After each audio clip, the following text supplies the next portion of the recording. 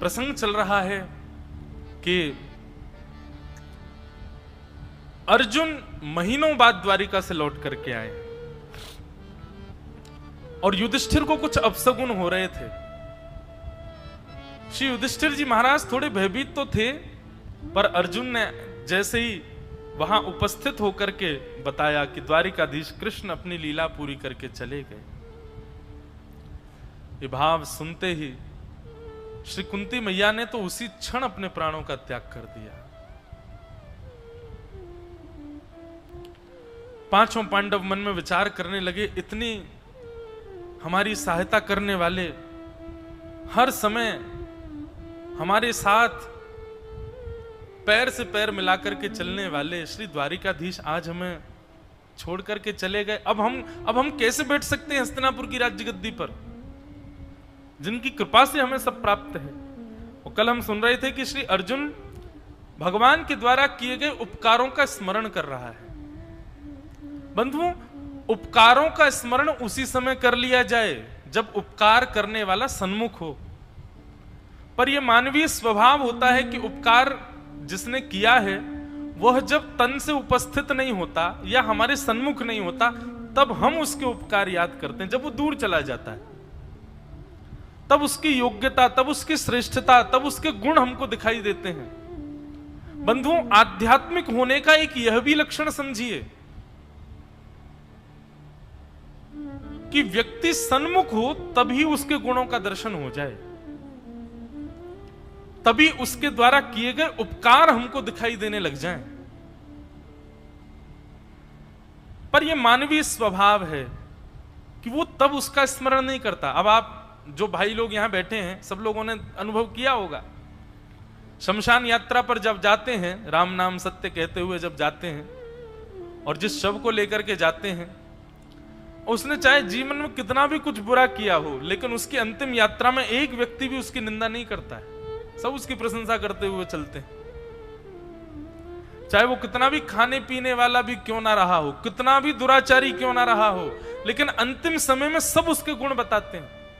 भाई देख, रोज पीता तो था, पीता तो रोज था वो, मैं मना तो करता था उससे कि इतना मत पिया कर, पर वैसे दिल का बहुत अच्छा था। अच्छा, तब याद नहीं आया जब जीवित था वो? ये मानवीय स्वभाव है कि व्यक्ति की उपस्थिति में गुण नहीं देखता है, व्यक्ति की अनुपस्थिति में उसको याद करके उसके सारे सर्वगुणों को देख लेता है। आध्यात्मिक होने का यह स्वरूप जानिए कि उपस्थित अवस्था में आपके सामने जो है उसमें आपको गुण दिखे। कोई कितना भी उसके विषय में कुछ भी कहे, पर आपका गुण दर्शन करना यह आपके आध्यात्मिक होने का स्वभाव बताता है। आज अर्जुन याद कर रहे हैं ठाकुर जी के, और बार बार एक एक ठाकुर जी के द्वारा किए गए सहायताओं को याद करके और फिर रोने लग जाते हैं। बोले अब याद करके क्या फायदा, अब तो श्री कृष्ण लीला करके चले गए, जब वे थे तब करना चाहिए था मुझे। बोले भैया, मुझे एक अहंकार सदैव रहता था कि मैं गांडीव धनुषधारी अर्जुन हूं। मैं वैसे तो कृष्ण के संग रह रह करके कई सारे कुभावों से विमुक्त हो चुका था, लेकिन एक सूक्ष्म अहंकार फिर भी मेरे चित्त में था कि मैं गांडीव धनुषधारी हूं। पता है भैया, जाते जाते कन्हैया ने मेरा वो अहंकार भी चूर चूर कर दिया।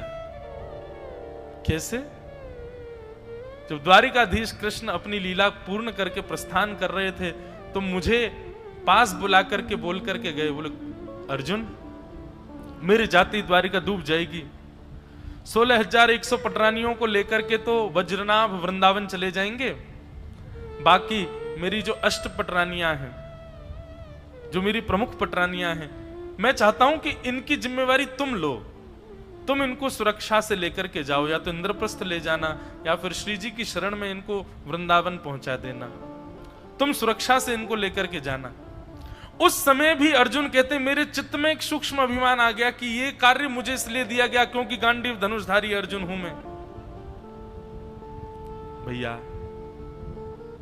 मैं जैसे ही उन अष्ट पटरानियों को लेकर के जाने लगा, श्री कृष्ण समझ गए थे कि इसके चित्त में सूक्ष्म अहंकार आया है, और बीच मार्ग में एक भेलिया आया, एक अपहरणकर्ता आया, और आप विश्वास नहीं मानेंगे, कौरवों की विशाल सेना में इतने बड़े बड़े योद्धाओं को मैंने अपने गांडीव धनुष से हरा दिया, लेकिन उस सामान्य से अपहरणकर्ता के आगे मेरा धनुष चल नहीं पाया। जिस प्रकार एक छोटे बालक का बाण तस्कर से निकल करके धनुष पर चढ़ करके कहीं से कहीं दिशा को चला जाता है, इस प्रकार से मेरे बाण दिशाहीन होकर के चल रहे थे। मुझे विश्वास नहीं हो रहा था कि ये मेरे बाण हैं।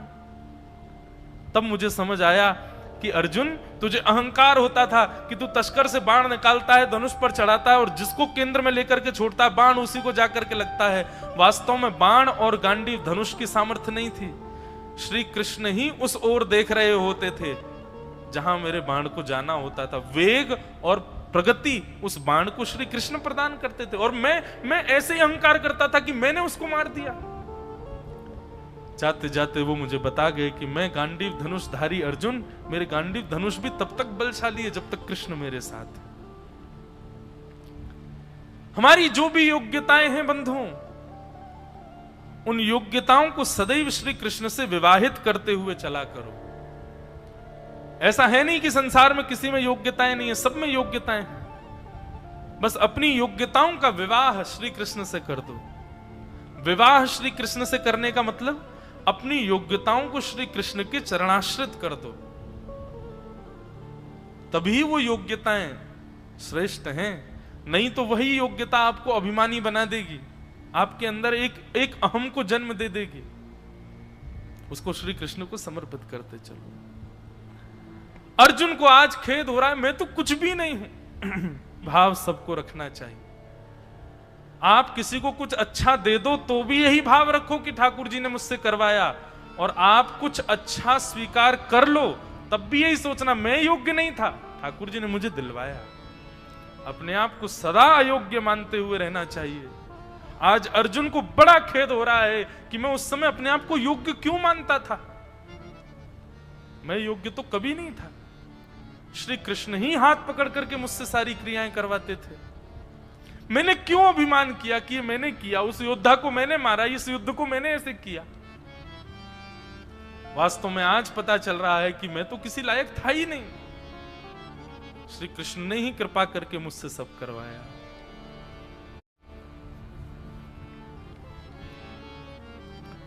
अर्जुन बहुत व्यथित हो गए। युधिष्ठिर ने उनको संभाला और कहा, अर्जुन अब ऐसे व्यथित होने से कोई उपचार नहीं। और एक भाव और ऐसा वर्णन आता है भागवत जी में कि पांचों पांडव मौन हो गए।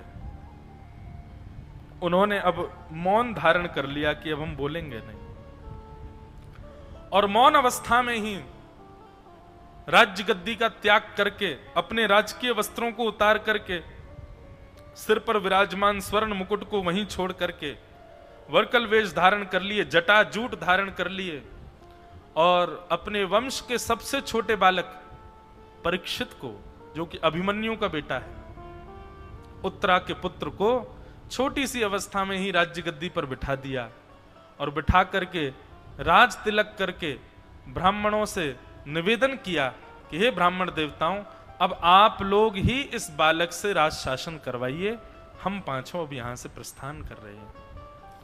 और पांचों पांडव द्रौपदी के सहित स्वर्गारोहण को प्रस्थान कर गए। बोलो भक्तवत्सल भगवान की जय। पांचों पांडव स्वर्गारोहण को प्रस्थान कर गए। कभी रोने लग जाते हैं, कभी ठाकुर जी को याद करके एक दूसरे से विचार करते हैं कि हम अपने प्राणों का त्याग कर दें क्या यहीं पर ही, पर तभी विचार करते नहीं। श्री कृष्ण सदा कहते थे कभी अपने प्राणों का हरण स्वयं नहीं करना चाहिए। बंधुओं, जीवन में कैसी भी स्थिति आ जाए, पर कभी भी कितना भी टूट जाइए, कभी भी स्वयं हत्या करने की कभी विचारधारा चित्त में नहीं लानी चाहिए। ठाकुर जी से ज्यादा टूटे हैं क्या हम लोग? भगवान का पूरा जीवन उठा करके देखिए, कैसी कैसी विषम परिस्थितियां जीवन में आई, लेकिन ठाकुर जी कभी ऐसे निराश, हताश, उदास नहीं हुए। स्वयं को प्रसन्न रखना सीखिए हर स्थिति में। स्वयं को प्रसन्न बना करके रखा कीजिए। स्वयं को प्रसन्न रखना यह भी एक तपस्या है।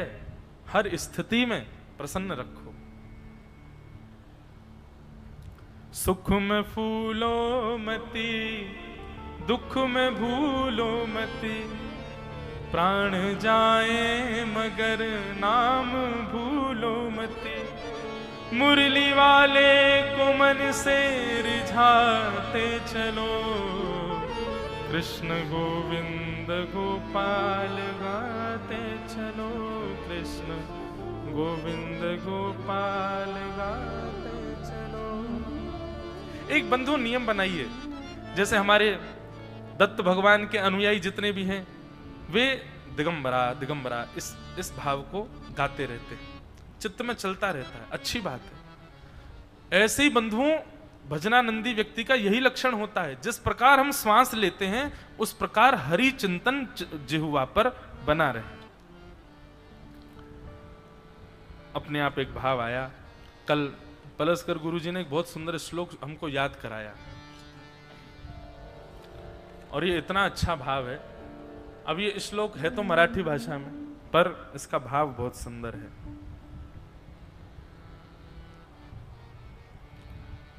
जिहुए ते पहिले तुला ददि मधु, म्या आदरे प्याजिले, देहांते स्मरशीलशं महुनुनी, अत्यादराचे भले, ते तु विस्मरली महूर्णिच, आता जन्मासि आलो पुनः, आता तुझ कहूनी, आता तुझ करुनिम्ब पाजित असे, तू गारा नारायण, तू गाय नारायणा।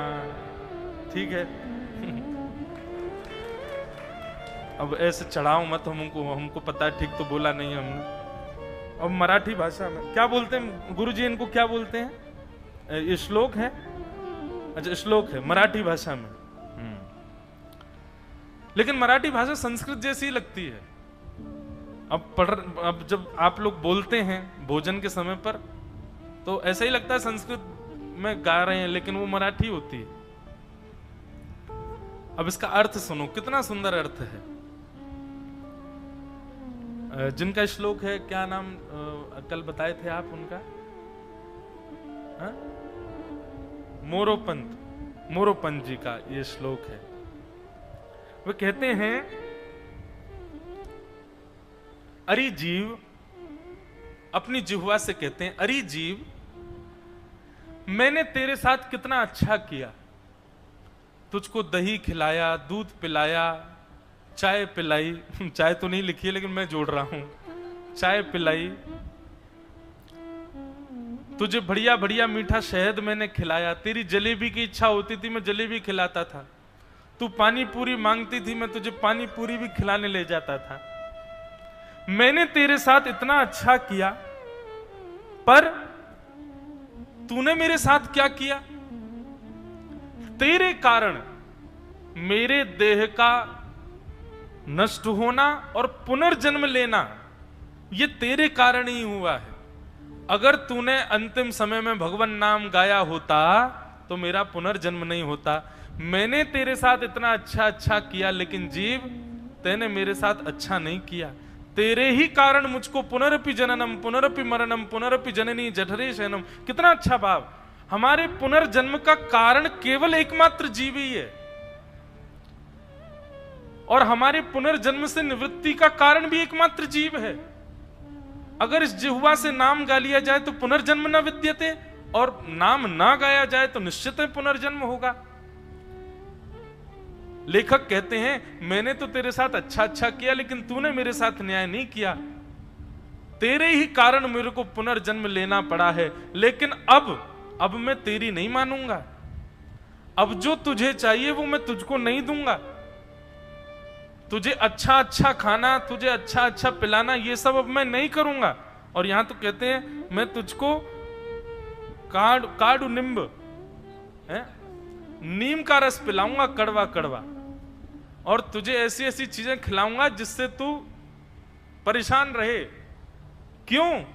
ताकि तू अंतिम समय में नारायण बोल करके मेरा उद्धार करे। कितना सुंदर भाव। अरे जीव, तू संभल जा, तेरे ही कारण मुझे पुनर्जन्म लेना पड़ता है। तू संभल जाएगी तो सारी इंद्रियां अपने आप संभल जाएंगी। कितना अच्छा भाव है बंधुओं। हमारे उद्धार का एकमात्र साधन हमारी जिह्वा है।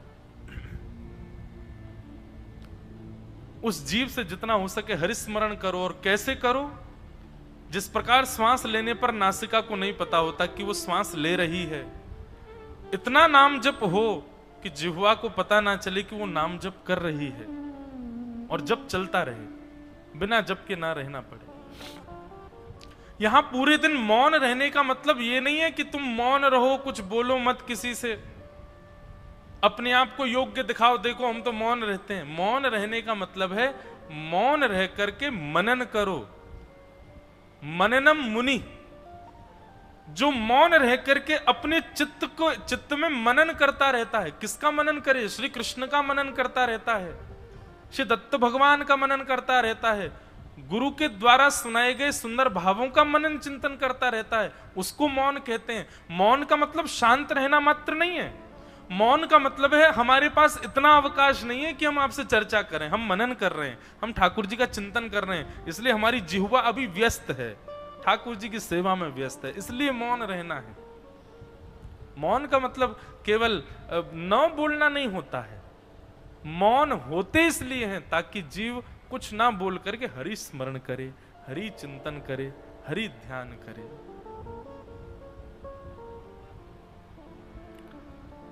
हमारे सूरदास जी का एक पद है, बहुत पहले मैंने गाया था। रसना निस दिन भज हरि का नाम, रसना निस दिन भज हरि का नाम श्री राम। इसलिए नाम स्मरण कैसा हो कि जीव को पता भी ना चले और हमारा नाम स्मरण चल रहा है। भगवान नाम स्मरण करते रहो हर स्थिति में। ऐसे मौन होकर के पांचों पांडव हरि स्मरण करते करते स्वर्गारोहण को प्रस्थान कर गए। अब राजा परीक्षित बने हैं। ब्राह्मणों के शासन में राजा परीक्षित ब्राह्मणों की आज्ञानुसार पालन करते हैं, शासन चलाते हैं। धीरे धीरे परीक्षित महाराज बड़े हो गए। परीक्षित जी का विवाह हुआ, जन्मेजय आदि कुछ पुत्र हुए। परीक्षित जी महाराज एक दिन भ्रमण कर रहे थे, तो भ्रमण करते करते उन्होंने सुना कि लोग बाग पांडवों की बड़ी प्रशंसा कर रहे थे। तो श्री परीक्षित जी महाराज बड़े प्रसन्न हो गए कि मैं ऐसे कुल में जन्म लिया हूं जहां पर पूर्वज श्री कृष्ण के परम मित्र हुए, परम सखा हुए। परीक्षित जी महाराज का राज शासन कैसा, उसका वर्णन किया गया कि परीक्षित जी के राजकाल में कारागृहों में ताले नहीं थे, कारागृहों में कोई था ही नहीं, क्योंकि कोई अपराध करता ही नहीं था, सब अपराध विमुक्त रहते थे। सैनिक सिपाही भी अपने घरों पर ही रहते थे। क्यों? कार्य के लिए तब जाना पड़ता है जब कार्य हो, वहां किसी अपराधी कोई है ही नहीं, किसको पकड़ने जाए। ऐसा परीक्षित महाराज का राज शासन था। बहुत सुख से सब लोग विचार कर रहे थे, कहीं भी हिंसा नहीं होती थी, कुछ भी गलत नहीं होता था, बहुत बढ़िया से सब कुछ चल रहा था। तभी एक दिन श्री परीक्षित जी महाराज को एक खबर सुनाई देती है। क्या? कि महाराज आपके राष्ट्र के ऊपर आक्रमण हुआ है। राजा परीक्षित अभी तक उनके राज्य में आक्रमण ही नहीं हुआ था। अच्छा, एक और बात, राजा परीक्षित कोई एक स्थान के राजा नहीं, एक छत्र सम्राट थे, पूरी भूमि के, पूरी पृथ्वी के राजा थे। इनके अलावा कोई है ही नहीं, कौन आक्रमण करेगा इन पर? राजा परीक्षित बोले, किसने आक्रमण किया? कितनी सेना है? बोले अकेला है। बोले अकेला है? क्या नाम है उसका? बोले उसका नाम है कलयुग। कलयुग ने आक्रमण किया है। कलयुग का नाम सुनते ही राजा परीक्षित, उनके पैरों तले जमीन खिसक गई।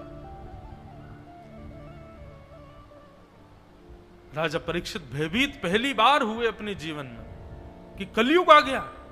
बोले जी महाराज, और उसने अभी अभी प्रवेश किया है राज्य में, अब धीरे धीरे धीरे धीरे वो सब जगह फैल जाएगा। अब यहां पर एक कथा श्रीमद् भागवत के दूसरे महात्म्य में बहुत सुंदर आती है। वहां कथा आती है कि वज्रनाभ जब भगवान की समस्त पटरानियों को लेकर के वृंदावन आए,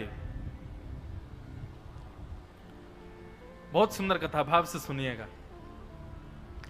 वज्रनाभ जब भगवान की समस्त 16,100 पटरानियों को लेकर के वृंदावन आए तो वृंदावन भी पूरा उजड़ चुका था, केवल वन वन बचा था, कोई रहता नहीं था वृंदावन में।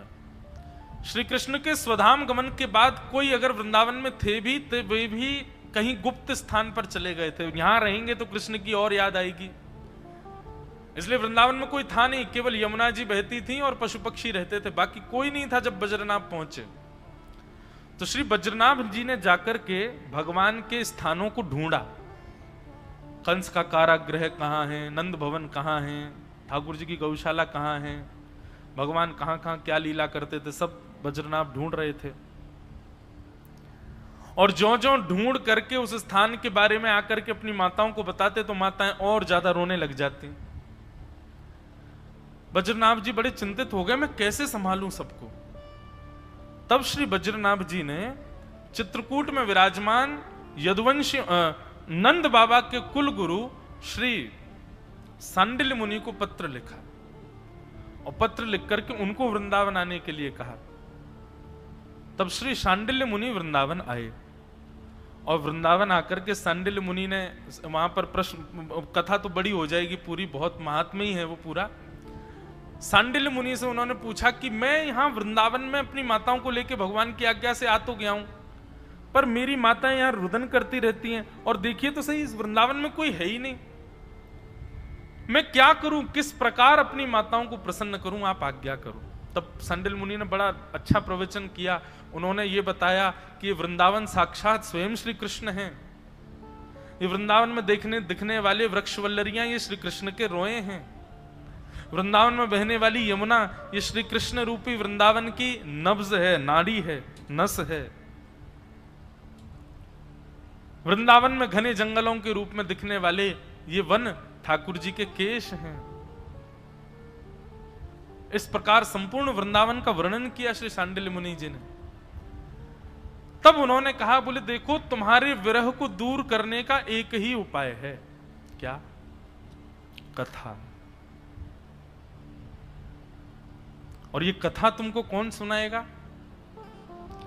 बोले भगवान के परम मित्र श्री उद्धव जी महाराज जब वृंदावन आए थे और वृंदावन से जब वापस जाने लगे तब उन्होंने झोली फैला करके विधाता से मांगा था, आशा महो चरण रेणुज श्याम हम श्याम वृंदावने किमपि गुलमलतोषधीना।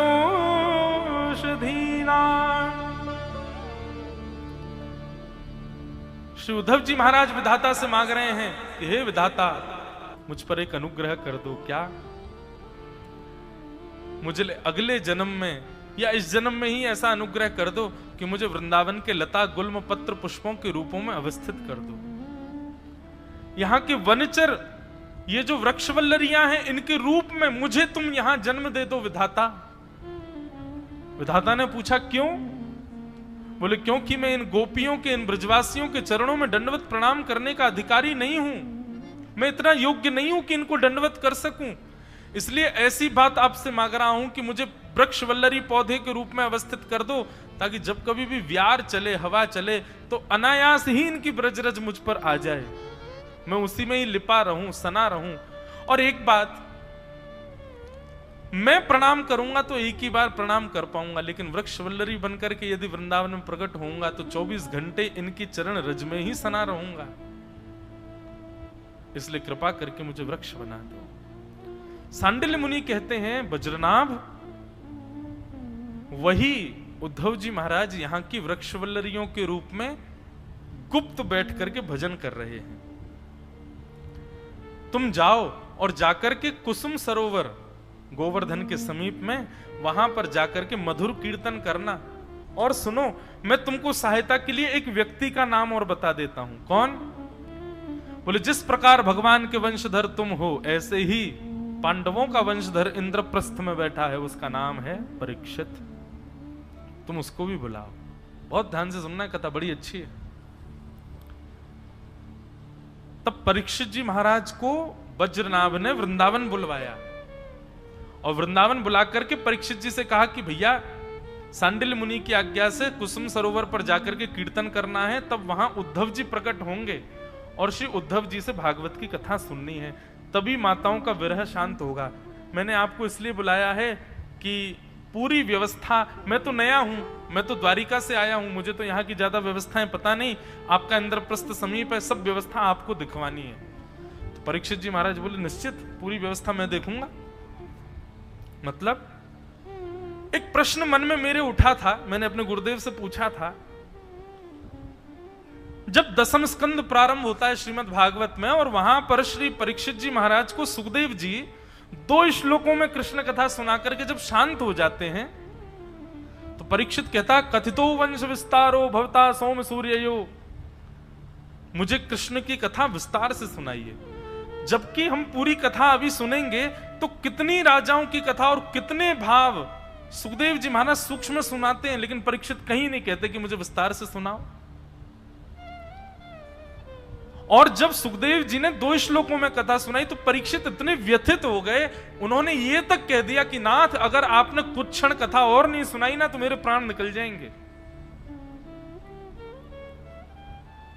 पता नहीं क्यों अनायास ही मैंने अपने गुरुदेव से प्रश्न किया, मैंने कहा गुरुदेव परीक्षित के भाव सुनकर के ऐसा क्यों लग रहा है कि परीक्षित को ये रस पहले थोड़ा चखाया जा चुका है।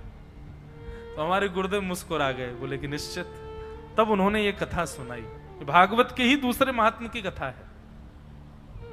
बोले परीक्षित को पहले भागवत रस चखाया जा चुका था, ये पहली बार नहीं था कि वो सुखदेव जी से कथा सुन रहे थे, वो पहले कथा पंडाल में उपस्थित हो चुके थे। एक कथा का वो श्रवण लाभ लेने से थोड़े वंचित रह गए थे, पर कथा तक वो पहुंचे थे। कैसे? तो वज्रनाभ ने परीक्षित जी को बुलाया और परीक्षित जी से बुला करके कहा कि कथा करानी है और वहां कुसुम सरोवर पर जाकर के कीर्तन करना है, व्यवस्था सब आपको करनी। परीक्षित जी बोले निश्चित करूंगा। परीक्षित बड़े प्रसन्न हो गए चित्त में, जिन्होंने मेरे गर्भ में आकर के, मेरी मां के गर्भ में आके मेरी रक्षा करी, उनकी कथा सुनने को मिलेगी, उनको जानने का अवसर मिलेगा। उनको देख तो मैं पाया नहीं, कम से कम उनको जान करके उनकी मूर्ति अपने चित्त में बना लूंगा। 16,100 पटरानियों के साथ में वज्रनाभ और श्री परीक्षित जी महाराज कुसुम सरोवर गोवर्धन पहुंचे और वहां जाकर के उत्ताल कीर्तन किया। और उस कीर्तन को सुनकर के वहीं वृक्षवल्लरियों में श्री उद्धव जी महाराज प्रकट हो गए और प्रकट होकर के आज्ञा कर दी कि हम भागवत की कथा सुनाएंगे, आप बड़े भाव से बैठ करके सुनो। सुंदर व्यवस्था की गई, दूर दूर तक निमंत्रण पहुंचाए गए, सब लोगों को जहां से जो आ सकता था सबको बुलाया गया कथा में। परीक्षित जी बड़े प्रसन्न थे, अब मुझे कथा सुनने को मिलेगी। प्रथम दिन था कथा का। श्री उद्धव जी महाराज जैसे ही मंच पर आकर के व्यास मंच पर विराजमान हुए, व्यास मंच पर सुशोभित उद्धव जी में साक्षात श्री कृष्ण का दर्शन परीक्षित को होने लगा। परीक्षित जी इतने व्याकुल हो गए थे, इतने व्याकुल हो गए, अपने हृदय पर हाथ रख के खूब रोए कि मेरे प्राण रक्षक श्री कृष्ण की कथा मुझे सुनने को मिलेगी। लेकिन तभी व्यास मंच पर बैठे श्री उद्धव जी महाराज ने परीक्षित को इशारे करके अपने पास बुलाया। परीक्षित जी महाराज समीप गए और समीप जाकर के कहा, आज्ञा करें भगवान, मुझे क्या व्यवस्था करनी है? बोले आपको जो व्यवस्था करनी है वो इस कथा की सबसे बड़ी व्यवस्था है। बोले क्या है? बोले अभी अभी मुझे संकेत मिला है कि कलयुग आ गया है, कलयुग का आगमन हो गया है, द्वापर चला गया है और कलयुग का प्रारंभ हो चुका है। और कलयुग यदि फैलता फैलता इस कथा पंडाल तक यदि आ गया तो आज इतने हजार लोग तो कथा से वंचित होंगे, पर संपूर्ण कलिकाल में अगर इस कथा से पहले कलयुग को नहीं रोका गया तो संपूर्ण कलिकाल में कभी भी भगवान की सुंदर कथा का रस स्वादन पान कोई नहीं कर पाएगा। राजन, आप एक छत्र सम्राट हैं पूरी पृथ्वी के। मैं आपको आज्ञा करता हूं व्यास होने के नाते, आप कथा पंडाल छोड़ करके जाइए और हजारों श्रोताओं के सुख के लिए अपनी कथा का त्याग कीजिए और जाकर के कलयुग को बांधिए, कलयुग को रोकिए, कलयुग को एक जगह उपस्थित कीजिए। यदि आपने कलयुग को नहीं रोका तो जीवन पर्यंत संपूर्ण कलिकाल में सब लोग आपको कोसेंगे कि कलयुग को इन्होंने कभी रोकने का प्रयास नहीं किया। आपकी कथा तो छूट जाएगी, पर आपके कथा छोड़ने से हजारों लोगों का, लाखों लोगों का, करोड़ों लोगों का कलयुग में कल्याण होगा, क्योंकि आपको कलयुग को बांधना है। परीक्षित जी महाराज पहले से ही इतने व्यथित थे कि मुझे कथा सुनने को मिलेगी, और व्यास मंच पर बैठे व्यास जी ने उनको आज्ञा कर दी कि तुम कथा छोड़ के जाओ। परीक्षित जी महाराज को इतना विरह हुआ ये सुनकर के कि मुझे कथा छोड़ के जाना है, कि एक क्षण के लिए वो विरह के कारण व्याकुल होकर के, मूर्छित होकर के गिर पड़े। तब श्री उद्धव जी महाराज ने उनको अपनी गोद में लेकर के कहा, परीक्षित तुम चिंता मत करो, जब तुम कलयुग को बांधोगे तो कलयुग को बांधने के बाद तुम स्वयं उस कलिकाल को अपने सिर पर धारण करोगे। तब एक राजा के द्वारा, एक ब्राह्मण के द्वारा तुमको श्राप लगेगा, और श्राप लगा करके जब 7 दिन के लिए तुम गंगा के तट पर जाओगे तो वही श्री कृष्ण जिन्होंने तुम्हारी मातृ गर्भ में आकर के रक्षा की, वही श्री कृष्ण सुखदेव जी का रूप धारण करके आएंगे और उनके मुख से कथा सुनने को तुमको प्राप्त होगी। ये मैं वचन देता हूं। तुम मेरी कथा मत सुनो, तुमको कथा सुनाने के लिए तो स्वयं श्री कृष्ण ही सुखदेव जी के रूप में आएंगे और वही तुमको कथा सुनाएंगे। और जो सुखदेव जी कथा सुनाएंगे वो इस ब्रह्मांड की सर्वोत्तम कथा होगी, तुम उसके साक्षी बनोगे, लेकिन उसके लिए तुमको अभी बलिदान करना पड़ेगा। तब श्री सुखदेव जी महाराज, तब श्री परीक्षित जी को थोड़ी चेतना आई और श्री परीक्षित जी महाराज व्यास मंच को प्रणाम करके, कथा को प्रणाम करके निकल गए कलयुग को रोकने के लिए। मूल भागवत जी में इस कथा को विशेष विस्तारित नहीं किया गया, परंतु यही बात है, परीक्षित को भेजा ही श्री उद्धव जी ने इसलिए था कि तुम कलयुग को जाके रोको। अगर कलयुग को उस समय परीक्षित जी ने नहीं रोका होता तो आज दत्त धाम में भी हम आप सब लोग बैठ के कथा नहीं सुन पा रहे होते।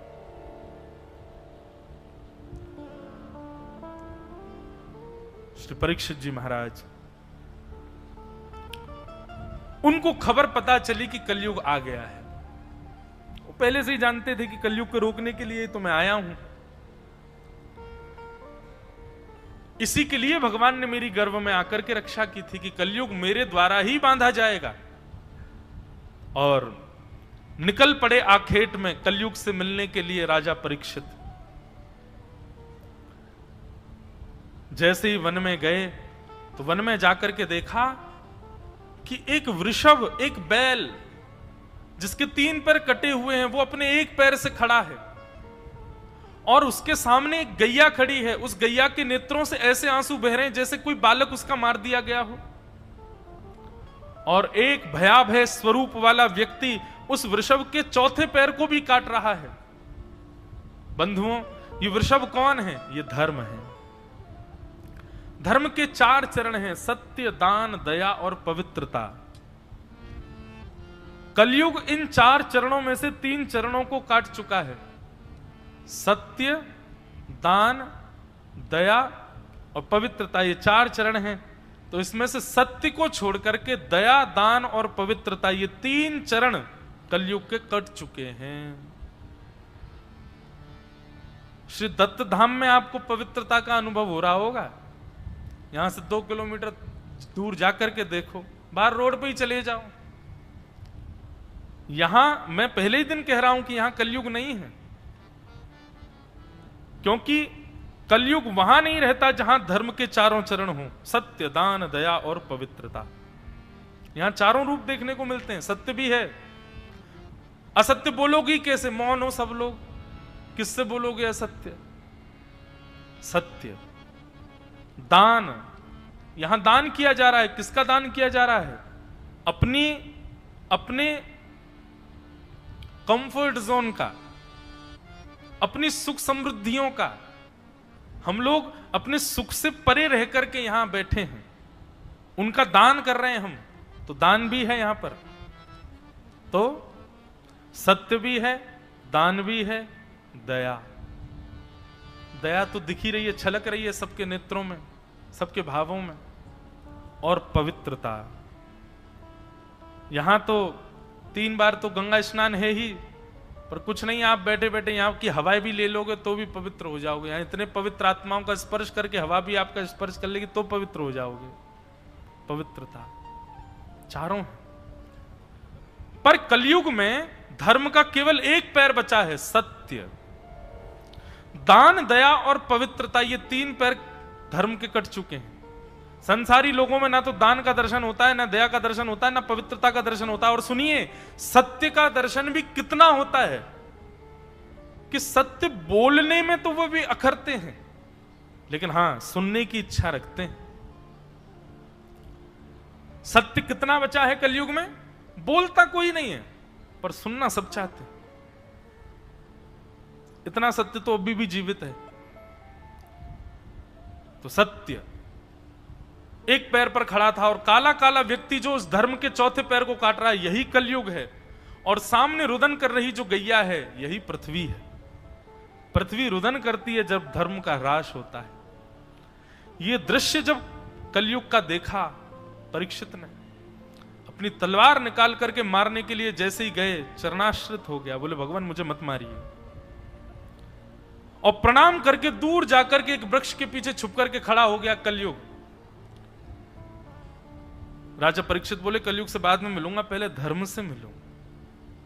और वो जानते तो थे नहीं कि धर्म है, पर वो जानते थे कि संकेतिक रूप में ये कोई दिव्य ही है मेरे सामने। परीक्षित जी ने जाकर के पूछा, भगवान आप कौन हैं? बोले मैं धर्म हूं। और ये कौन है? बोले ये पृथ्वी है।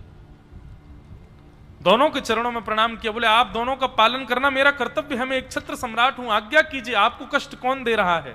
और यहां धर्म और परीक्षित का इतना सुंदर संवाद है श्रीमद् भागवत में। धर्म के साथ में परीक्षित का संवाद हुआ। परीक्षित जी ने प्रश्न किया, आपको दुख कौन दे रहा है? तो धर्म मुस्कुरा करके कहते हैं, व्यक्ति को दुख कौन देता है ये वो स्वयं नहीं जानता। किसी के दुख का कारण भोजन हो जाता है, किसी के दुख का कारण निद्रा हो जाती है, किसी के दुख का कारण पत्नी है, किसी के दुख का कारण पति है, किसी के दुख के कारण माता पिता हैं, किसी का दुख का कारण स्वयं का स्वभाव है। व्यक्ति किस बात से दुखी है परीक्षित, ये तुम स्वयं नहीं जानते। परीक्षित ने चरणों में प्रणाम करके कहा, भगवान मुझे उपदेश दीजिए। तब धर्म ने दुख के 4 कारण बताए। कौन कौन से? काल, कर्म, स्वभाव और अन्य का सुख। दुख के 4 ही कारण हैं बंधुओं संसार में। सबसे पहला दुख का कारण क्या है? काल, समय। कई बार समय ऐसा आ जाता है कि आपको दुख भोगना पड़ता है। चलते चलते फिसल गए, गिर गए, बैठे हैं कमर, चलो ये भी आपके कर्म का दुख हो सकता है, कुछ किया होगा इसलिए हुआ। पर काल का दुख कोरोना टाइम पे हम सब ने भोगा, वो काल का दुख है। कोई कहीं जा नहीं सकता, कोई कहीं आ नहीं सकता, घर में बैठे रहो, कुछ कर नहीं सकते, काम धंधे रुक गए, सबकी आमदनी रुक गई, ये काल का दुख है। दुख का सबसे पहला कारण क्या है? काल। कई बार समय खराब आ जाता है, इसलिए हमको दुख भोगना पड़ता है। दुख का दूसरा कारण क्या है? कर्म। जैसा करोगे वैसा भोगना पड़ता है। कर्म प्रधान विश्व रचि राखा, जो जस करहि सो तस फल चाखा। तो दुख का दूसरा कारण क्या है? कर्म। हम जैसा करेंगे हमको भोगना पड़ेगा, और चाहे कोई भी हो भोगना उसको पड़ेगा। और इस जन्म में, अच्छा, एक अभी 2-3 दिन पहले एक पंडित जी आए थे, मुझसे पूछ रहे थे, इसी विषय पर रात्रि में चर्चा हो रही थी। तो बंधुओं देखो, भगवान कहते हैं कर्मण्येवाधिकारस्ते मा फलेषु कदाचन, तुम्हारा अधिकार केवल कर्म पर है, तुम अपना कर्म करो।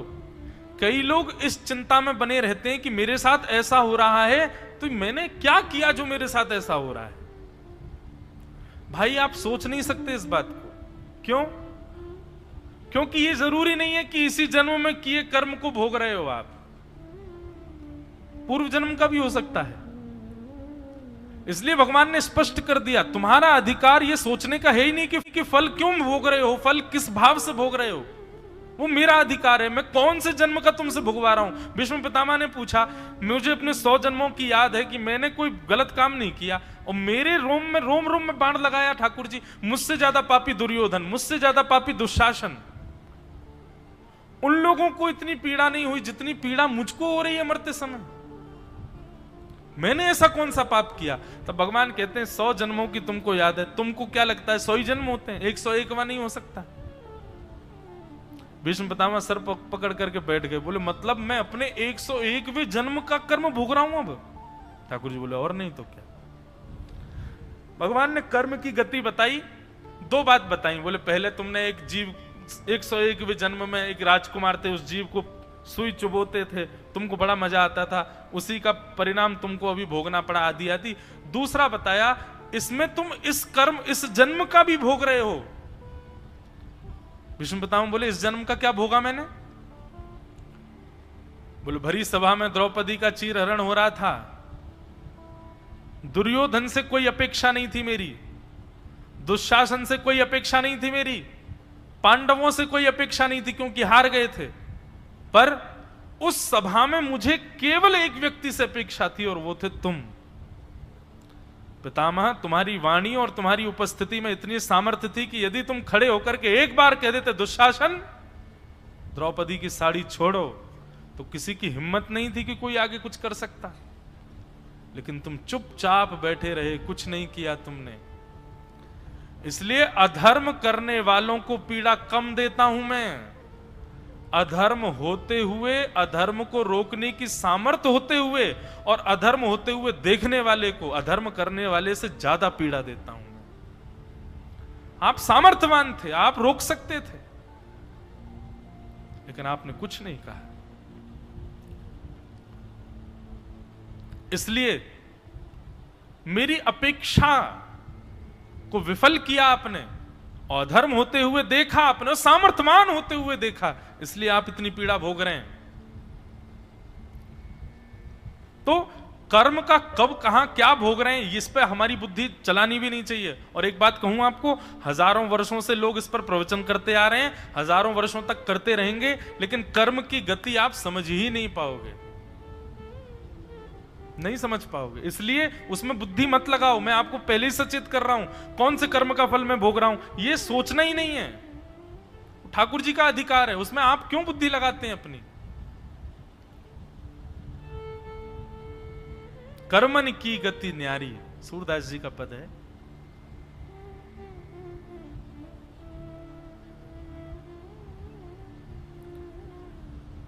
तो कौन से जन्म का कब कहां भोग रहे हैं कुछ नहीं कह सकते।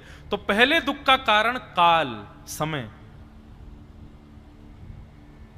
आप लोगों ने यहां पर सत्यनारायण भगवान की कथा होती है, होती है, मराठी में ही होती है। सत्यनारायण भगवान की कथा में एक कथा सुनी है आपने? एक वैश्य था, उसने कहा था मेरे को एक संतान हो जाएगी तो फिर मैं कथा कराऊंगा। उसको एक पुत्री हुई, पुत्री धीरे धीरे बड़ी हो गई, पुत्री का विवाह हो गया। विवाह होकर के पुत्री विदेश चली गई, पिता का काम नहीं चल रहा था, तो दामाद ने पिता से भी कहा आप भी हमारे साथ आके विदेशी रह लो। और वो व्यापारी अपने पुत्र और पुत्रवधू पुत्री और दामाद के साथ चला गया, वहीं व्यापार करने लगा। जिस राज्य में वो रहते थे उस राज्य के राजा के यहां चोरी हो गई। चोर सारा सामान लेकर के दौड़ने लगा, पीछे सैनिक पड़ गए। चोर ने देखा कि सैनिक अब पकड़ लेंगे, तो उसने सारा सामान एक दुकान में फेंक दिया और वहां से भाग गया। सैनिकों ने आकर के देखा कि सामग्री इस दुकान में पड़ी है, तो निश्चित चोर यही है। और उसने जबरदस्ती उस वैश्य को, उस व्यापारी को और उसके दामाद को पकड़ करके जेल में डाल दिया। वो खूब मना करते रहे, हमने नहीं किया, लेकिन गवाही ना होने के कारण और सबूत मिल जाने के कारण उनको दुख भोगना पड़ा। ये कौन सा दुख है? समय का दुख। कई बार आप कुछ गलत नहीं करते, आपने कुछ किया नहीं, पर फिर भी आप भोगते हैं। और ये समय का जो दुख है ना, ये कई बार आपके पूर्व जन्मों की वजह से आपके जीवन में आता है। बंधुओं, इन सबसे निवृत्ति का भी साधन मैं लास्ट में बताऊंगा। तो पहला दुख का कारण काल, समय। दूसरा दुख का कारण कर्म। जैसा करोगे वैसा भोगोगे। चाहे आप राजा हो, रंक हो, महाराज जी हो, पीठाधीश्वर हो, कुछ भी हो, आपने गलत किया है तो आप भोगेंगे, आप उससे बच नहीं सकते। कर्म की गति इतनी न्यारी है बंधुओं कि कर्म ने आकर के इतनी दया तक नहीं की कि भैया ये दशरथ जी राम जी के पिताजी हैं, इनको तो छोड़ दूं मैं, ये तो भगवान के पिताजी हैं। नहीं, वो विचार नहीं करेगा। वो ये विचार नहीं करेगा कि आप कितने साधक हो, कितने पुण्यात्मा हो। आपने गलत किया है तो आप भोगोगे। तो दुख का दूसरा कारण कर्म। इसलिए कर्म सुधारो। जो जस करहि सो तस फल चाखा। एक बार एक व्यक्ति ने कटघरे में खड़े होकर के और न्यायाधीश को कह दिया, बोले महाराज जी, होई सोई जो राम रचि राखा। शास्त्र आज्ञा करते हैं कि वही होता है जो राम जी चाहते हैं। इसका मतलब मैंने चोरी नहीं की, राम जी इच्छा थी कि मैं चोरी करूं, इसलिए मैंने चोरी करी। लोग बार कई बार कथाओं के भी उदाहरणों को ऐसे लेके जाते हैं कि उससे वो सुरक्षित हो जाएं। न्यायाधीश भी पढ़ा लिखा, उसने भी कह दिया, बोले अच्छा, होई सोई जो राम रचि राखा। बोले हाँ। बोले वही रामचंद्र जी कहते हैं, कर्म प्रधान विश्व रचि राखा, जो जस करहि सो तस फल चाखा। जो जस करहि सो तस फल चाखा। हमारा 10 साल के लिए जेल में डाल दिया उनको, जाओ। पहला दुख का कारण काल, दूसरा दुख का कारण कर्म, और तीसरा दुख का कारण स्वभाव। आपका स्वभाव। कई लोगों की चित्तवृत्ति होती है, कुछ भी हो जाए, ना तो काल का दुख आया है, ना कर्म का दुख आया, फिर भी दुखी बैठे हैं। वो क्यों दुखी हैं? स्वभाव ही दुखी बना लिया अपना। ए भाई, ए सुनो भैया, तुम इतने दुखी क्यों हो? तुम रो क्यों रहे हो? मैं रो नहीं रहा हूं, मेरा चेहरा ही ऐसा है। उसका चेहरा देख के ऐसा लगता है ये उदास ही बैठा है क्या, बेचारा रो ही रहा है क्या। ऐसे लोग होते हैं स्वभाव से दुखी। वो जबरदस्ती दुख से कहते हैं कि आओ मेरे जीवन में आओ, तुम्हारे बिना तो मैं रह ही नहीं सकता।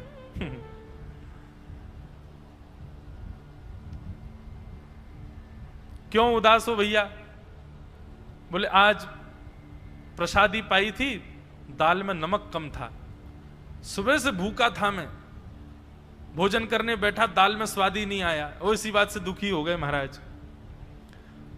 तो किसी ने जाकर के रसोईया महाराज जी से कह दिया, बोले कल बढ़िया भोजन बनाना। वो बेचारे बड़े दुखी हो रहे, तुमने नमक नहीं डाला दाल में। अगले दिन उन्होंने बढ़िया प्रेम पूर्वक बनाया, अच्छे से सब कुछ देख के कि भाई नमक वमक ठीक पड़े। दूसरे दिन उन्होंने फिर से पाया, पाने के बाद कल वाले व्यक्ति ने फिर पूछा, हाँ भाई आज ठीक था सब? लेकिन वो फिर से नाराज हो गए, फिर से उदास हो गए। बोले आज भी ठीक नहीं था, कि आज क्यों नाराज हो रहे? नहीं, आज सब्जी बढ़िया बनी थी, दाल बढ़िया बनी थी, चावल भी बढ़िया थे, पकवान भी अच्छे थे, सब कुछ बढ़िया था। तो फिर उदास क्यों भैया, आज क्यों दुखी हो? मैं इस बात से दुखी हूं कि रसोईया अच्छा बनाना जानता, फिर इसने कल क्यों बिगाड़ा था? कल इसने गड़बड़ी क्यों की? जब इसको अच्छा बनाना आता था तो कल क्यों बिगाड़ा? उस बात से आज फिर दुखी हो गए। परसों भी उसी बात से लेके दुखी बैठे हैं कि परसों ऐसा क्यों हुआ। ऐसे लोगों को कहते स्वभाव से दुखी। और भैया,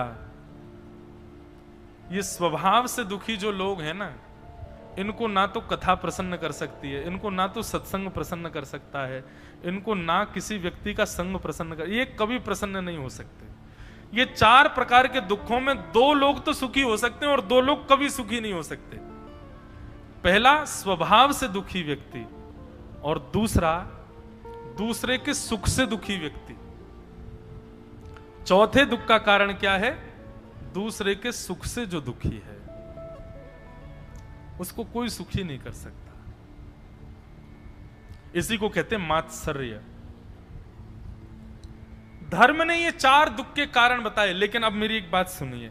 जो हम लोग कर्म की गति पर बात कर रहे थे, कई बार बंधुओं देखो, भजन बल आपके प्रारब्धों को भुगवाता है, नष्ट कम करता है। पर हां, मैं अपनी कथा में कहा करता हूं कि भजन और भक्ति क्या है? एनेस्थीसिया का इंजेक्शन है। एनेस्थीसिया का इंजेक्शन मतलब ऑपरेशन करने से पहले डॉक्टर लगा देगा, सुन्न पड़ जाओगे, आपको काटा तो जाएगा, रक्त तो निकलेगा, ऑपरेशन तो होगा,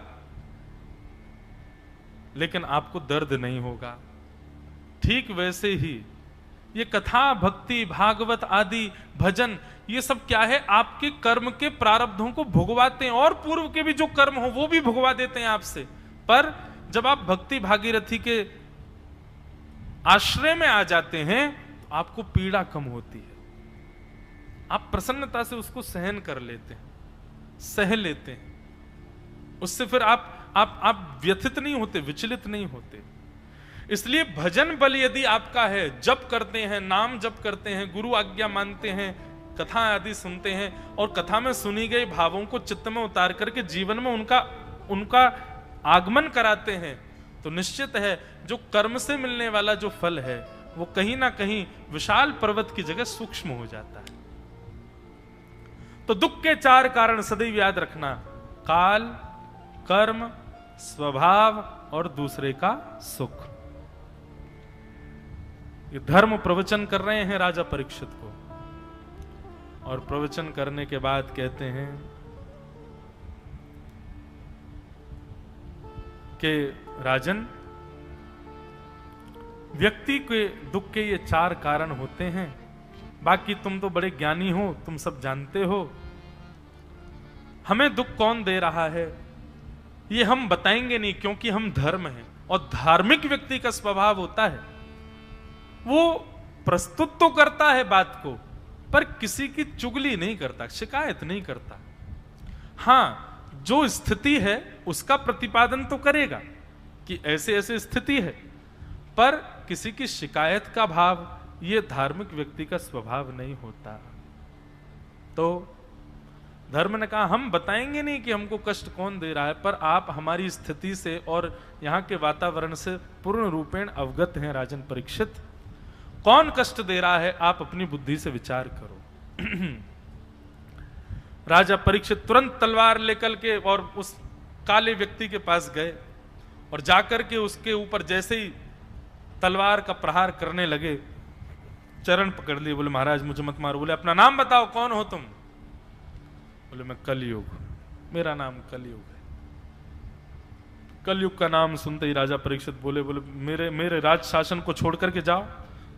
तुम यहां कब आ गए? तुम्हारा आगमन कब हुआ? बोले जिस दिन धर्म स्थापित करने वाले श्री कृष्ण गए उसी दिन मेरा आगमन हो गया। जिस दिन आपकी मातृ गर्भ में रक्षा करने वाले भगवान श्री कृष्ण का जाना हुआ है मेरा आगमन हुआ है, उनके जाते ही मैं आ गया।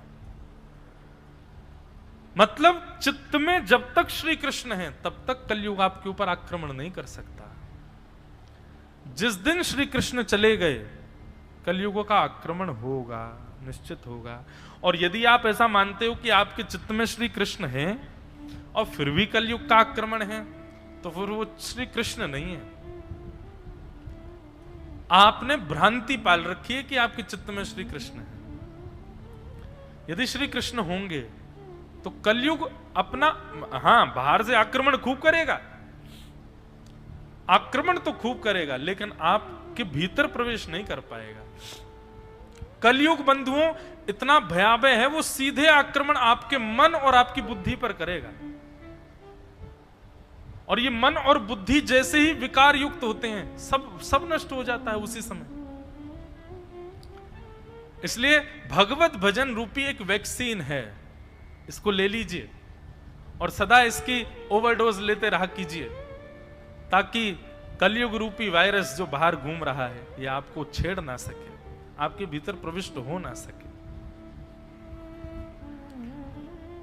कलयुग ने कहा जिस दिन श्री कृष्ण गए उसी दिन मेरा आगमन हो गया।